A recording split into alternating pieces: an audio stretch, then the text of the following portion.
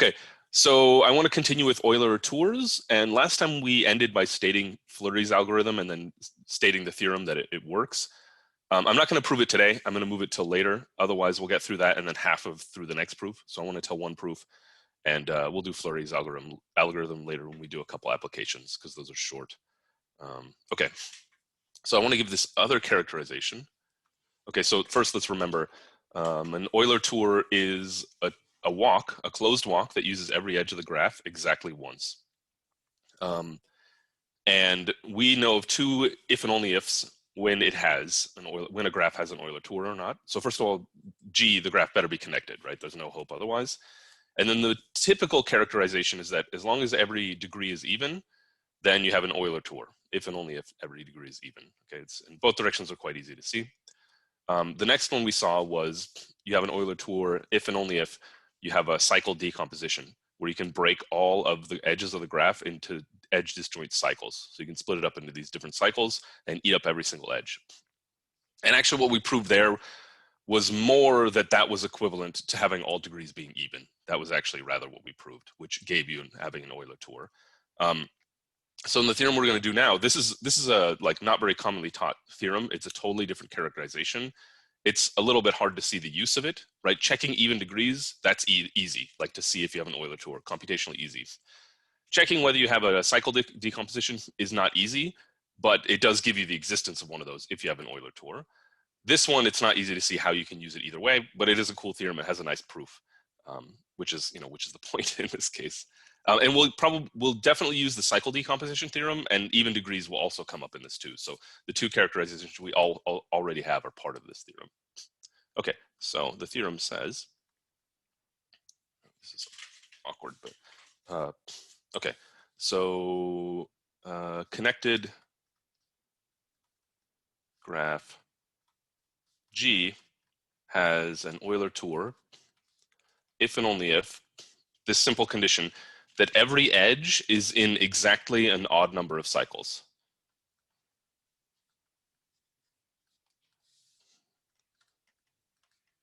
Odd number of cycles. Okay, so what do I mean by in a number of cycles? Well, some of the examples I'm going to draw today won't necessarily have Euler tours in them because it's kind of hard to estimate here. I mean, to draw useful pictures that are illustrated. But okay, so this one here is not going to have an Euler tour, obviously, because it's degree 3s in it. But in terms of how many cycles are an edge in, it's actually, it gets very difficult to count very quickly when you get something complicated. But I think actually every edge of this graph is in 2. This guy here is in the C4, in the 4th cycle there, and it can also go out here into the longer cycle. I think it's in 2. I think everything's in 2 here. This would be in the same 2 cycles. This one here could go around there or around here.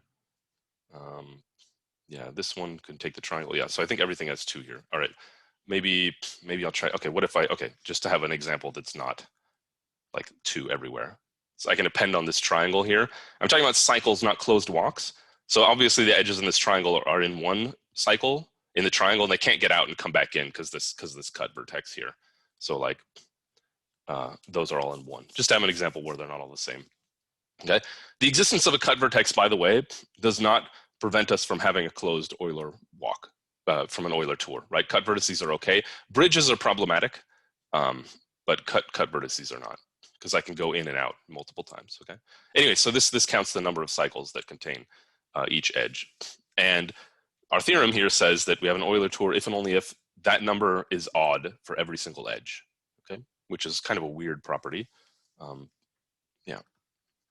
Okay, it's if and only if, and this is a nice example where both directions are not instantaneous, right? In most of the other characterizations, the fact that it was necessary was sort of quick, but now both necessary and sufficiency are sort of non-obvious here. Okay, so we're going to introduce a parameter, this gamma function. So gamma sub g of E, this is the thing that counts the number of cycles that contain edge E. Okay, so let this be the number of cycles in G containing edge E. Okay, so this thing just records that number. And So the proof says either this thing's odd. I mean, if we have an Euler tour, then this is odd for every single edge. Not necessarily equal, but they're all odd. Or if all of these are odd, we should be able to find an Euler tour. Okay, and G will always be connected in this graph, right? We start with G connected.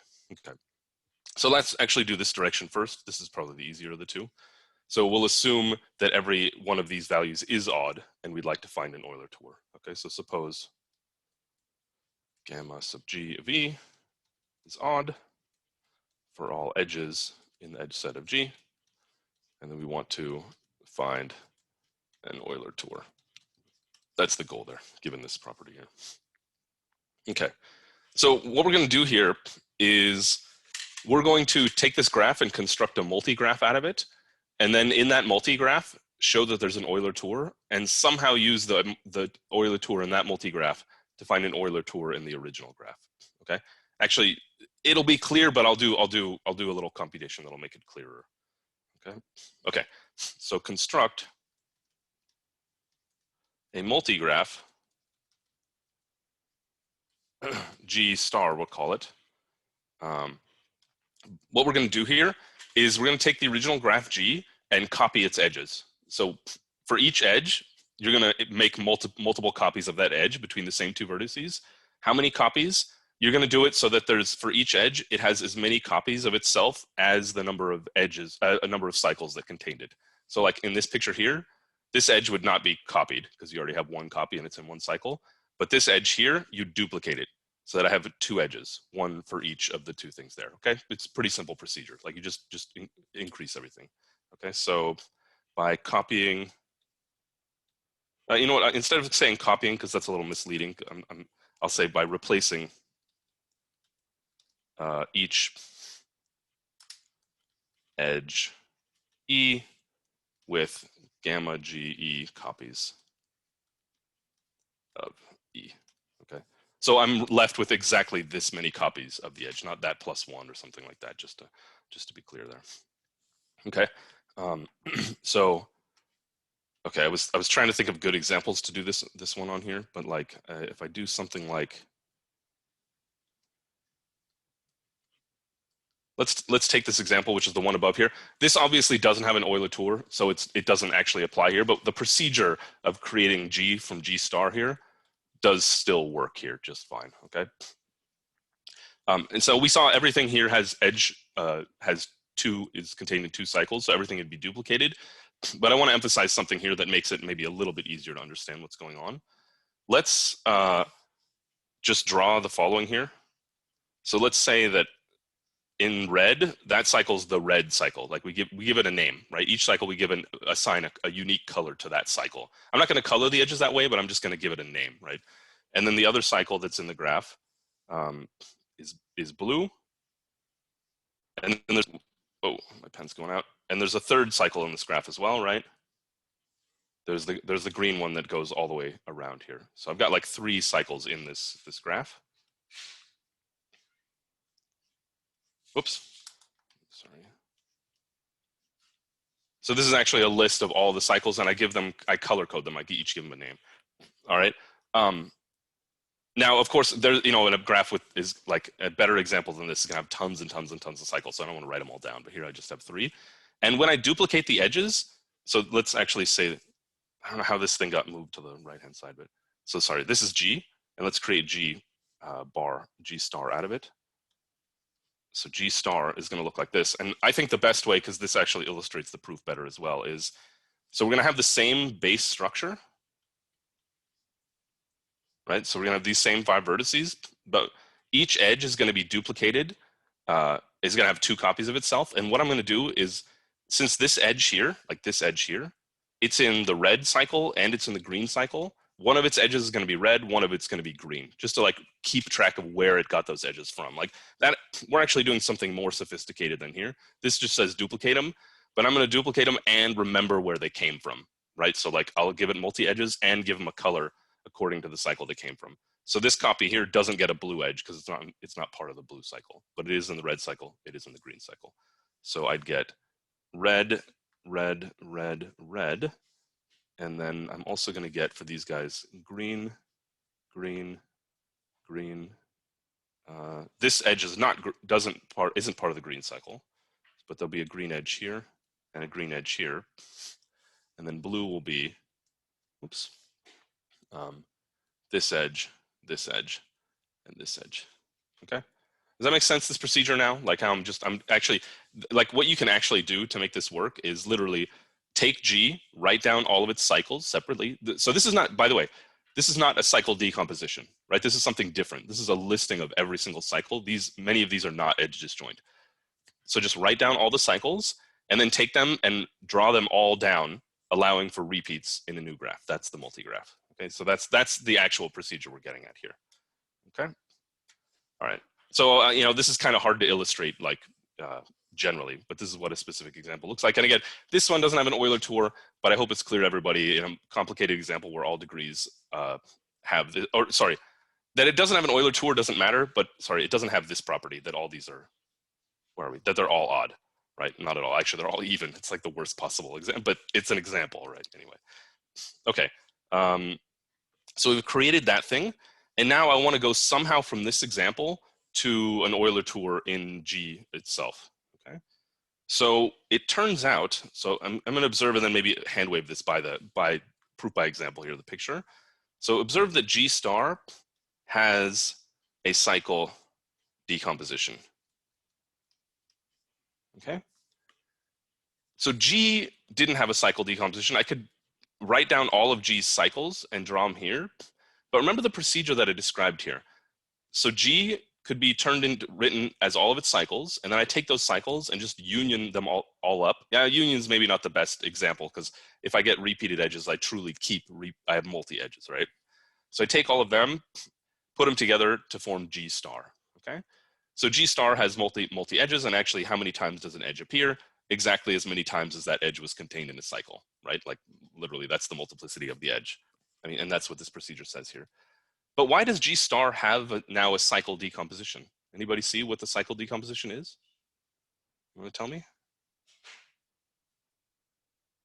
So cycle decomposition is a way of breaking all the edges of G star, not G, but G star, into edge disjoint cycles.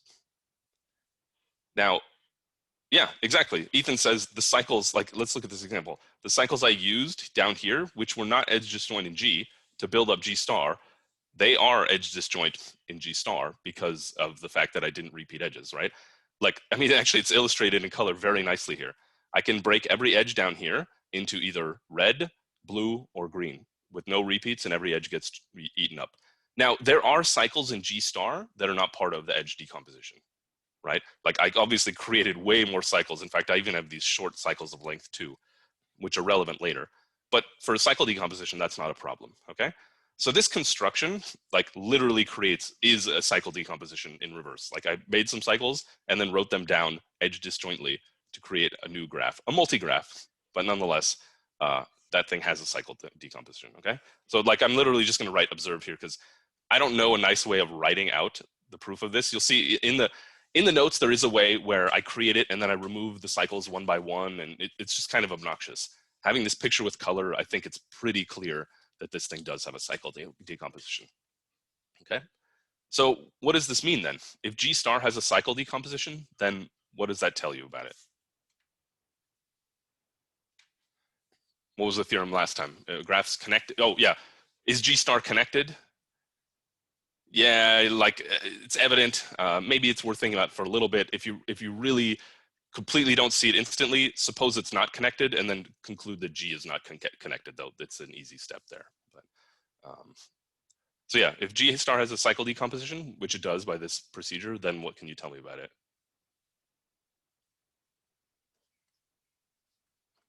Yeah, it has an Euler tour. Thanks, Ethan. Right, that was one of the theorems from last time. So G star has an Euler tour. Great. And then, actually, we don't even care about that. Like I mentioned before, actually having an edge cycle decomposition is equivalent to what? What's actually more important in this case? All the degrees in G star are even, okay? In G star are even. So actually the Euler tour here is a bit of a detour. What we really care about is that the degrees in G star are even, okay?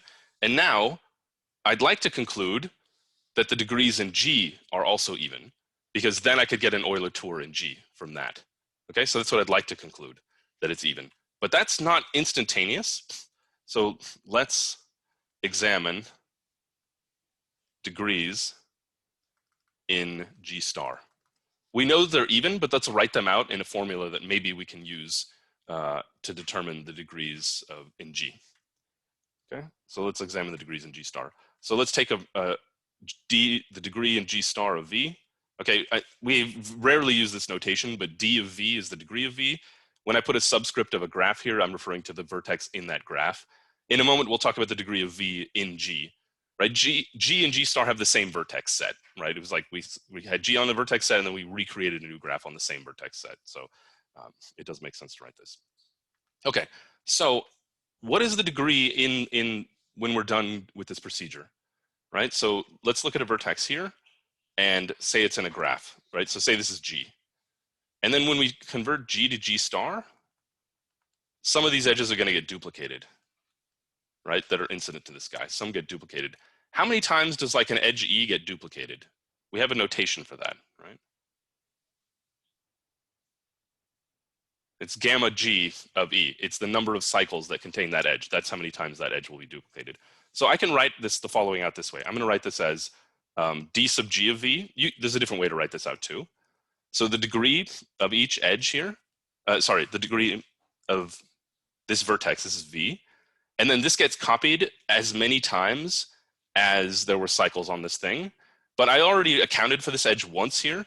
So I add, so like the number of new edges added is gamma sub G of E, and say -1 since the edge was already counted by D of V, right? That's like, this is the new edges added on. You could think of it that way instead, okay? But this is true for each edge that's incident to V. So the number of new edges is I have to sum up all over every single edge. I'm going to write the notation this way. This is edge incident to V. It's an edge that contains V. V is fixed here. And it's gamma sub G of V -1. Okay. So for each of these edges around here, I add this many new edges. By the way, this, of course, I could have written in this way as well. For every edge incident to V, I could just write gamma of V like that. That works as well, right? These two are equivalent here, these two statements. Right, this minus the -1s here. Wait, what am I saying here? Yeah. So sorry. This -1 here. How many terms of -1s will there be? There would be D of V of them, and it'll cancel with this. I don't actually need this thing here though. Okay, so now, what do we know in this equation here? So what do we know about this thing? This is even, right? That's what we concluded a moment ago in G star because it had an Euler tour, therefore all degrees were even. What about this quantity here? Yes, exactly. This is also even, Ethan, because gamma G of V is odd by assumption, right? This was the statement we started with. So each of these is odd. So that -1 is even, so the sum of them is all even. Okay. That's why it's written out in this form here rather than this. Actually, that's not the reason. The reason is, now what can we conclude? That thing has to be. So thus, D of V, D in G of V is even. Yeah, sorry. That's why we didn't use this form here, because the degree doesn't appear and we're trying to solve for the degree. Otherwise, we would have just had that an even number equals an even number. Like, who cares? That doesn't actually give us anything, right? So yeah, thus dg of v is even because it's equal to an even minus an even if you solve for it. And so what does that tell us? This was an arbitrary vertex. So all degrees in G are even, and that implies that G has an Euler tour, which is what we wanted to prove, right? That's one direction of the proof. I think this one's really cool because, right, we made G star. I mean, this was a cool like procedure anyway. It gave an edge decomposition. That gave us an Euler tour. That gave us the degrees were even. And then we used the theorem in the reverse direction on G to show that it had an Euler tour. So we like literally used both directions of the if and only if for even degrees and Euler tour. I think it's kind of neat. Okay, but that's only one direction. The other directions may be a little bit harder. It's harder, but not like way harder. Okay, so the other direction. I have a a question. You bet. You bet. So like we defined the gamma g of an edge, Yeah.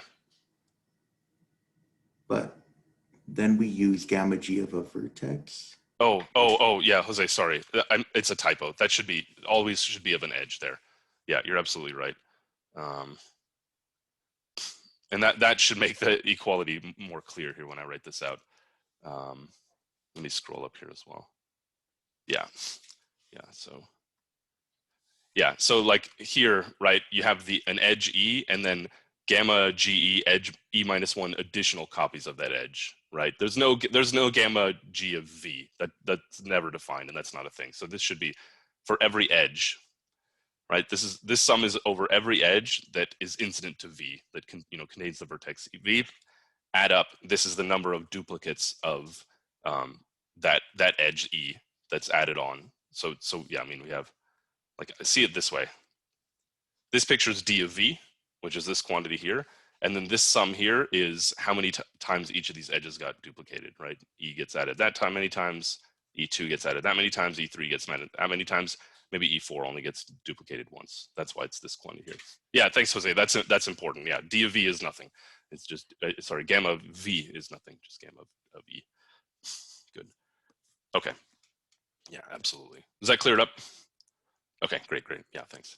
Okay, so let's now do the reverse, the forward direction, right? We did the reverse. What did we do? We said, yeah, we should be doing this direction, right? We used that all vertices were in an odd number of cycles, and sorry, all edges. See, I'm saying the wrong thing. All edges are an odd number of cycles. Gave us an Euler tour. Now, how do we, using the fact that it's in an Euler tour, find the same thing here? Okay, so suppose G has an Euler tour, and we want to show that gamma sub GE is odd. Okay, for every edge. Yeah, for every edge. By the way, in the beginning, first statement of the problem, did I actually put? Yeah, no, this was okay. Up here, I used it correctly. Okay, good. All right. Okay, so here we're going to go by induction on the number of vertices. Okay, so proceed by induction on n, which is the number of vertices of the graph G. So we're going to need something that preserves Euler tourness, for instance, but we'll be able to do that. Okay, so for n equals 2, actually the base case here is a little bit funny. So we have a 2-vertex graph. A 2-vertex graph with an Euler tour, what does it look like? Well, a 2-vertex graph looks generally like that, but maybe I didn't state clearly at the beginning. Everything here is going to have to include multigraphs for this stuff to work. But I stated that last time. All the Euler tour theorems work just fine for multigraphs. So like this graph actually doesn't have an Euler tour. Yeah, exactly. So Van suggests it might look like this. And actually, this is not the only example either. There's other 2-vertex graphs that have Euler tours as well, right? If I take more than 2 edges, so this here has an Euler tour. That doesn't, because I go here, back, and then here it's not closed. But a 4th edge, if I have an even number of edges between 2, I can zigzag back and forth and start where I ended, okay? And obviously there's infinitely many of these, but they all kind of look like this. They're just, yeah, looks like this. But I'm basically going to prove this by example. I need to show that each edge here is in an odd number of cycles. Is that true for this one here? How many cycles is that each edge there in? Yeah, just there's only 1 cycle here at all. But when you get more, it actually gets a little bit complicated, right? So if I take this middle edge here, yeah, Eric, do you see how many should be in it? No, not quite. Anybody see if I grab a random edge here, how many cycles is this guy in?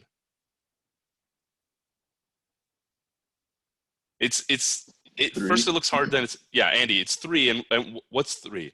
So yes, exactly. Ethan says it as well here.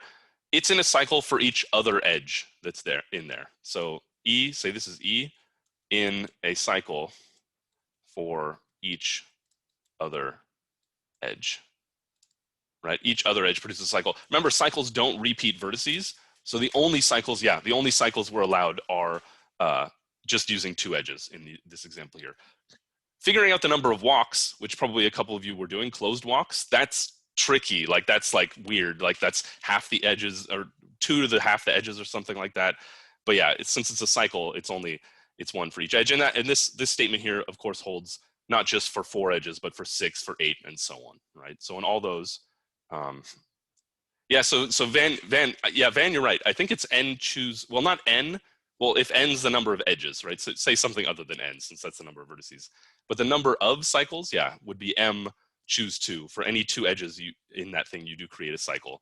But since we actually want to know the number of cycles containing an edge for the statement of the theorem, so yeah, so n equals 2, let's say, oops, I shouldn't go backspace here. Again, this is a proof by discussion. I didn't write out all the details, but each edge in odd number of cycles, because the number of edges is definitely even. To have an Euler, yeah, okay, so there's 2 steps, right? You have 2 vertices. How many edges are you going to have? It has to be an even number of edges to satisfy the property that you have an Euler tour. In particular, to satisfy the property that both degrees are even. You have to have an even number of edges. Once you have an even number of edges, grab any edge, and there's an odd number of other edges, each of which corresponds to a cycle. So therefore, each edge is in an odd number of cycles, which proves our base case. Not hard, but like actually it's not trivial, right? It takes a moment of thought there in this simple case. And actually at first, it's even, you wonder, how do you even start the induction?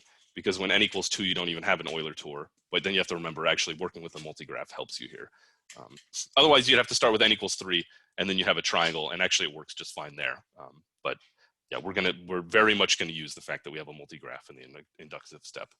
Okay, so now let n be at least 3, and assume the statement holds for n minus 1. So what does that mean? A connected graph on n minus 1 vertices that has an Euler tour has all edges in an odd number of cycles. Okay, so we need one more piece of notation here. Let pound sub g of e, this denotes the multiplicity of the edge e. So if you have an edge e, it has potentially other copies of itself. This just counts the number of copies of that edge in a multigraph. So is number copies or multiplicity of edge e in, I'll just multigraph G. In a simple graph, this quantity is always 1. Each edge has only 1 copy of itself. It's itself. In a multigraph, there might be multiple copies, right? So like, I mean, just a simple example here. So each of these 2 edges has its number sub G equal to 2, right? Because there's 2 copies. They both record the same, but this one down here has pound sub G equal to 1. Just the number of duplicates of it, okay? Obviously, it's something very different from gamma, although in the previous example, actually, the multiplicity and the gamma of the original graph are equal to one another, but that's not part of this direction proof. Okay, so what we're going to do here is we're actually going to contract an edge. So contract edge E to create graph H equals G contraction of E. Let's say that E has n vertices X and Y.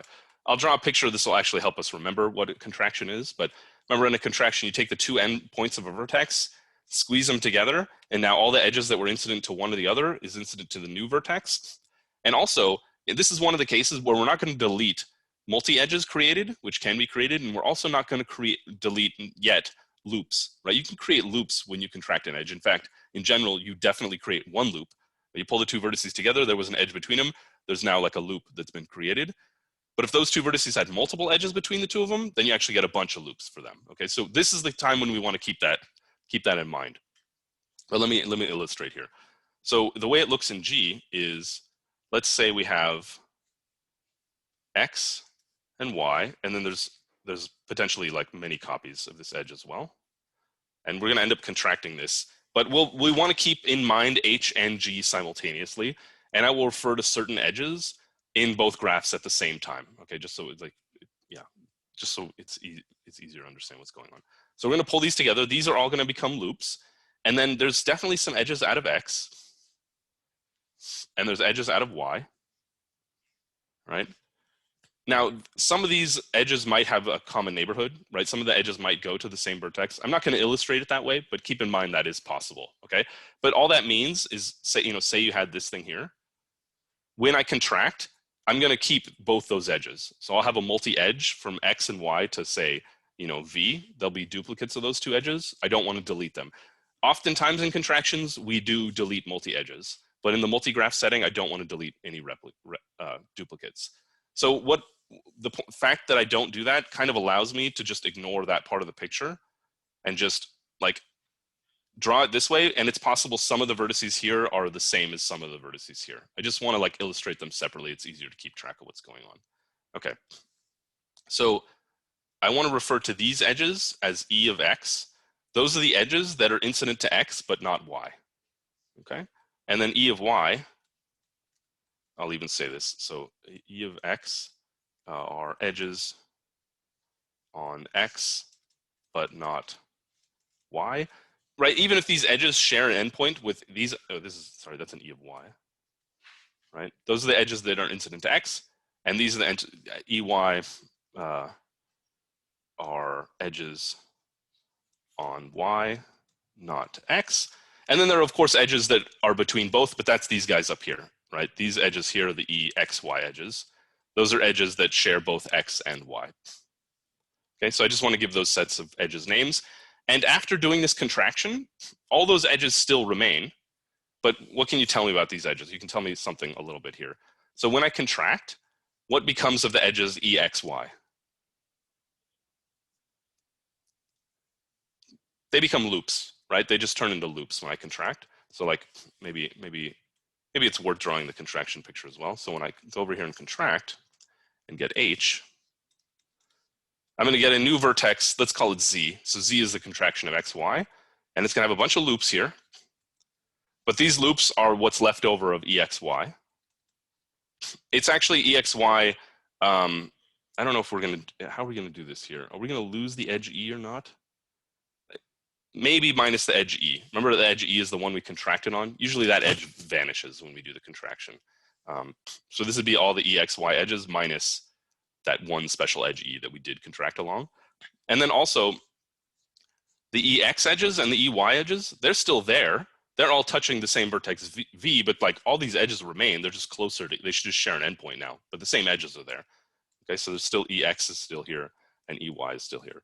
So I can still refer to EX, EY, and to some degree EXY in H, even though they were defined in G. They're basically the same edges after the contraction. Okay, so first observation. If G has an Euler tour, then H has an Euler tour.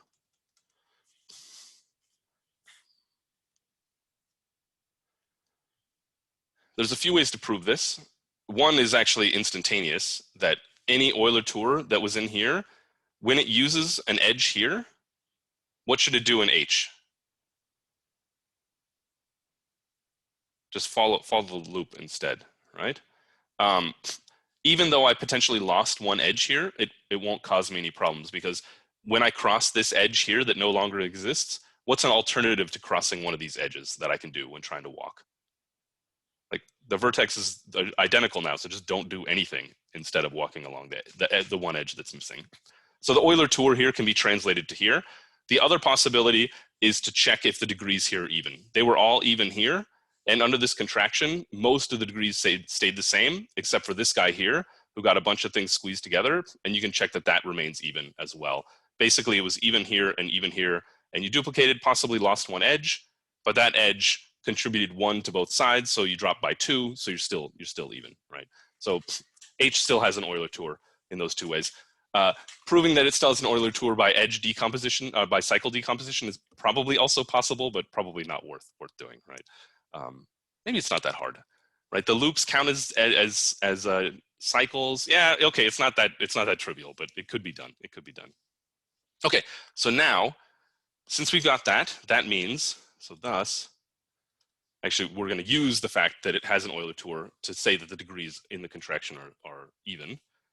Well, not yet. Wait, what? Why?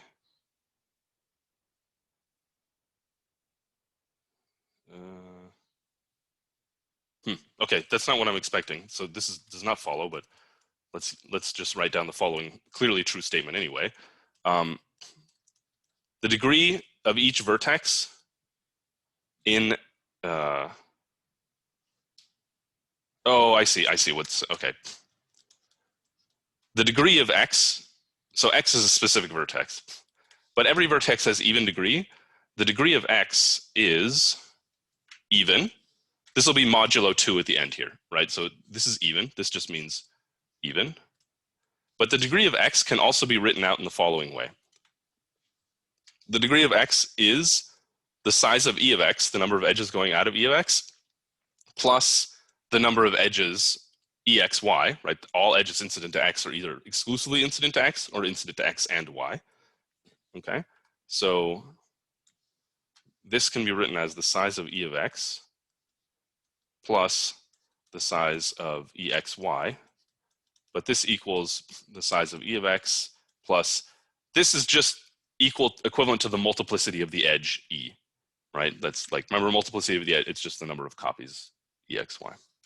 So plus multiplicity in G of the edge E. And all of this is mod 2. Okay. So these should be, I mean, this is, these to the right here are strict equalities, but anyway, yeah, maybe let's write it this way. I'm not a huge fan of modular arithmetic, but in this proof somehow it's slightly unavoidable. So let's like really abuse notation here and say this. This is what I'm seeing. I actually, at the moment, don't need modular arithmetic for this. The degree of x is ex plus exy, which is the same as ex plus the multiplicity of g, and this is an even number, so the whole sum is even. We'll come back to this in a little bit. Okay, but this doesn't actually follow from this observation. I don't know when we're going to use this guy here, that H has an Euler tour and thus all even degrees. I'm not sure yet. Okay, so now we're ready to compute gamma of G of E. And what are we expecting these to be?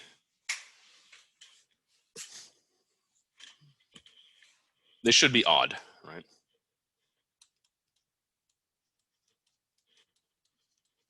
Hopefully those are odd. That's what we're trying to prove, just as a reminder where we're at. Okay, so now, what are we going to do here? Okay, so yeah, let me be careful here. Let me be careful. We're going to compute, yeah, now we're going to see this, yeah, maybe I didn't make this clear here. This step here is crucial. This edge is arbitrary, okay? So E is arbitrary. Contract arbitrary edge E, okay? This procedure here will determine the gamma function for that arbitrary edge E that we contracted. It will determine it. But we could perform this procedure on any edge that we wanted. Everything here is defined according to that specific edge E that's chosen there. So all I'm going to conclude here is the gamma G of E for that edge I'm contracting along, not for any other edge of the graph. So in principle, like if you were doing this as a procedure to check, you'd have to do it for every single edge. You'd have to contract, check, start over and over again. So as like an algorithm, this would not be practical. But the edge was still arbitrary, and I'm going to compute gamma of G for that arbitrary. So I'm not picking an arbitrary edge now. I already picked it and contracted along it. Okay, so let's look here. So a cycle in G using E looks like they come in two types. Okay, so remember our illustration above. They have two types. Here's E and X and Y. And remember there's some edges coming out of here and some edges coming out of here. There's type 1. That's just a very simple cycle here that uses two edges between X and Y, right? That's one of the types of cycles that contains that guy. Okay, so maybe I'll call this type 1. Or it looks more likely in some sense, this, where it uses E, it uses an edge F here and an edge F prime here, where F is in EX and F prime is in EY. And those two actually may touch each other at the end and thus forming a triangle immediately, or they otherwise, do who knows whatever, and then eventually create a cycle. Right? A cycle with E either just goes back and forth between the two vertices or leaves via an edge on X and returns via an edge on Y, right? Those are the only two types. Okay, so what's important to note is everything here, except for the edge here, all these edges remain in H. Even after contracting, every single edge here is still in H except for E, right? The edge E disappears and becomes a vertex, but that cycle kind of stays, right? If you have a cycle in a graph and you contract one of the edges, it remains a cycle in the resulting graph. And moreover, every cycle in H that involves the vertex Z, right, under the contraction, corresponds to a cycle that was already there using edge, right? When you uncontract, that Z just increases the cycle a little bit longer. So if we can count cycles that use the vertex Z in H, somehow by induction perhaps, which we're not going to be able to do directly, then we'll be able to predict the number of cycles that use E in the original graph. That'll be the idea, okay? So this picture here is in G. Now I want to look in H a little bit. So these, at least, this type 1, that's easy to count. How many of these are there? There's the multiplicity in G of that edge E minus 1. In fact, we already observed this idea in the inductive case, in the base case, right? The number of type 1 cycles is for every duplicate of E, there's a cycle on it. So we'll just keep those in the back of our mind for later. The ones that are more interesting is, let's see here. So yeah, so a cycle in H that uses edge F, that's this edge here that I named here. There's many options for this edge F, but any cycle that uses that edge F comes in two flavors in H, okay? Let me draw it in red and keep this picture here, just to make it easier to understand. So imagine for a second that this picture, that I'm looking at H at the same time. In H, everything looks the same except this has been contracted to a single vertex. But the edge F I can still talk about. Now a cycle in H that uses edge F, it has two possibilities. It either goes along this edge, hits that vertex, and continues out like this and forms some kind of cycle. That's one way. What else could a cycle look like that uses edge F though? And those are problematic. There's another type of cycle that uses edge F that's not something we want to keep track of, but could exist. What if my cycle went into Z? Yes, exactly. Ethan says it could go into, say, let me name this Z. It could use, this is F, and then just leave via one of these other edges. That could be a cycle too, right? And comes back around. That cycle though, these cycles are bad because they don't have anything to do with edge E. Like I can't say, oh, well, I could just extend this to an edge E. Like that's not something, okay? So these ones I don't want to count, all right? But I do know in H the number of cycles that contain F. That's by induction, right? Oh yeah, now we're using that it has an Euler tour. H has an Euler tour, so by induction, we know that all of the counts of cycles on an edge is odd. So we actually know in H the number of cycles on F is odd.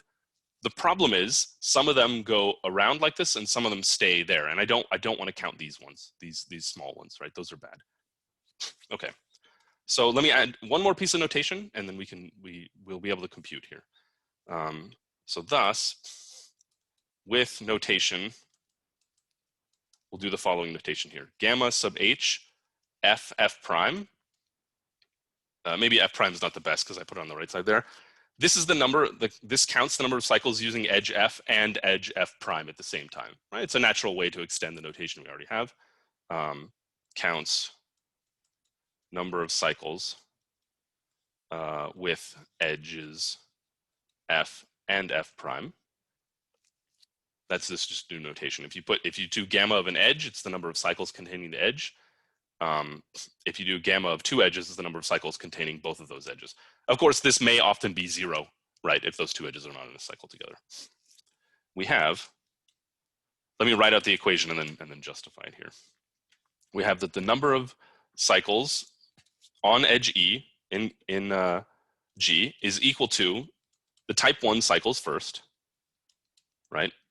This is type 1, which we already computed, plus what I want to add is the number of type 2s. So the type 2 cycles are all those edges, all those cycles that use F here, minus all those that use F and another edge in EX, because I only want to take the ones that go like this, that use an edge here and an edge in E of Y. Those are the ones I want to keep track of, because those correspond to cycles in G using edge E. So I'm going to add up all those and subtract from them the ones that go like this, that zigzag in and out. So let me write that down using our notation. So this says, for every edge F in E of X, I want to count the number of cycles in H using F. So that's every single cycle in H that uses an edge over here, that uses one of these. That's all of them. Again, some are bad. The bad ones look like they use 2 edges from E of X. So minus all the cycles that use, this is over, there's a mistake there, but F prime in E of X. Oh, F and F prime in E of X. Gamma H, F prime. These are the cycles I want to throw away. This is every single cycle that uses 2 edges on E of X. So I want to throw those away. Okay, and now we're almost done with the proof here. This quantity here, this is actually even in disguise. Okay, let me just slow down for 1 second here. We still have a couple minutes. So this equality here is the crux of the proof here. Just want to reemphasize, we're counting all the edges in G, all the cycles in G that use edge E. They come in 2 flavors. They're either of this type, which I hope is clear. That's clearly this amount here. That was not difficult. Or they come in this type where they use this edge by going in, across, out.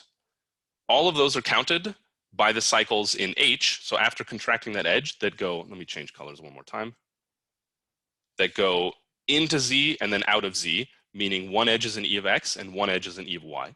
Those get uncontracted into a cycle in H. But I don't know how to count those directly. Well, maybe I do, but I can count these directly by saying, hey, wait a minute, every edge of this, every cycle of this type is counted by the cycles that contain one of these edges. However, if I count the cycles that contain this edge here, I'm also counting cycles like this that do not involve the edge E, right? When I uncontract, E doesn't magically become part of that. So I need to add up every single cycle that uses an edge here and subtract from it those that look like this to give me the total that look like this, right? Our favorite counting technique, good equals total minus bad, right? That's like very, very simple idea. And that is what this says. This is every single cycle that uses an edge F that's in E of X. That's all of them. Some of these are candidates for extending along edge, some are not. The ones that are not candidates are these. These are all the cycles that use 2 edges of E of X and therefore don't go like around to E of Y. Okay, so that's equality there. And now we need to compute some of these values. This here, this total sum is even as gamma of H F F prime equals gamma of H F prime F. Right, those two obviously are the same as each other. Like the number of going in and then out is the same as out and then in. Like if I just reverse the 2 edges here, every cycle that counts is counted here is counted here. So each term in this thing appears twice. That's all it is. So this whole sum is just, it's 2 times something. I could say it's 2 times and then take an ordered pair here. This is a dirty trick, right? But it does make this quantity even, okay? Now this one here, what can you tell me about this sum here? Something about it. What can you tell me about the terms in the sum? What can you tell me about that thing there? What can you tell me about that quantity there? Gamma H of F in H.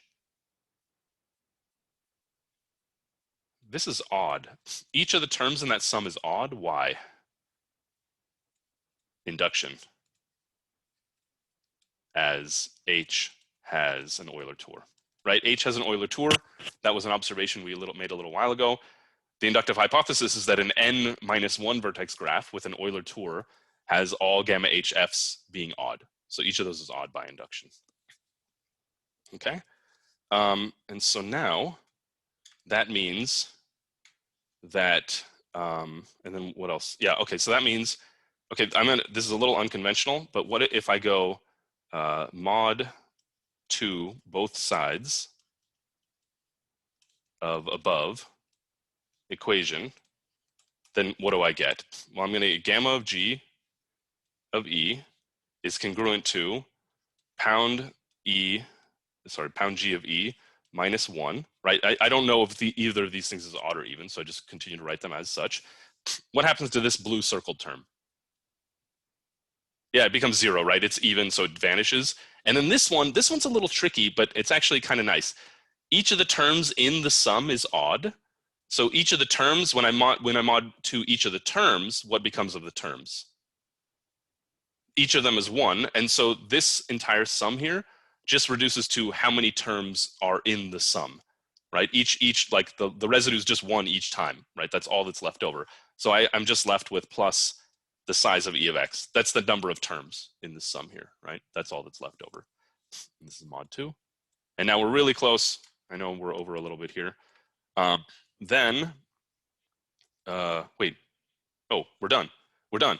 This quantity here, well, okay. It's not written in the nicest way here. This plus this is even. Why? Well, we proved it already up here somewhere. E of X plus that guy there is actually the degree of the vertex. So it's even. Right? So this, like, oh, oh my God. All right. Well, that's going to be good enough. Yeah, sorry, Eric.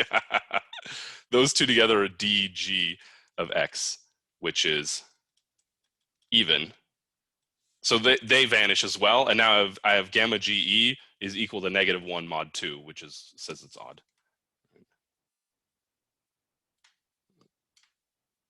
Now I can't even tell if it's straight anymore, but so odd, exclamation mark. That's the end of the proof. And that's a beast. It's always nice to have a 50-minute proof a couple of times during a semester, right? It takes everything, but it's cool. I mean, yeah, it's like a little hard to see anything out of it, but I think it's an awesome result. I really like the proof as well. If you have an Euler tour, you have this completely useless but true fact that every edge is in an odd number of cycles. What a strange thing to discover. So it's like almost like a dual of every degree is even, right? But like I don't know how to connect the two. So. All right, great. That'll do it.